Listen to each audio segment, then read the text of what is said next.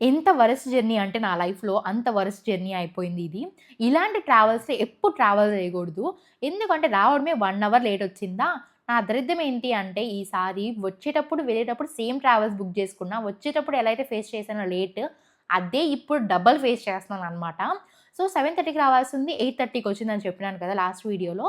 సరే 1 hour late అయింది కదా! కామనే కదా అనుకున్నాననమాట. కానీ మధ్యలో గూడా ఆపిండు. 1 అవర్ లిటరల్లీ ఆ ఉక్కకి, దోమలకి, అసల స్మెల్‌కి పిల్లలు ఏడుస్తున్నారు. ఎంత దారుణంగా ఉండిందంటే సిట్యుయేషన్ అంత దారుణంగా ఉండింది. సో, ఒకామె తట్టుకోలేక ఫుల్ అరిచేసిందనమాట. 0 రేటింగ్ ఇచ్చేస్తాను. ఏం సర్వీస్ ఇది? కొంచెమన్నా కామన్ సెన్స్ ఉందా? అది ఇది అని చెప్పేసి. ఇంకా డ్రైవర్ ఏమనలేక స్టార్ట్ చేసేసి మొదలుపెట్టేశారు.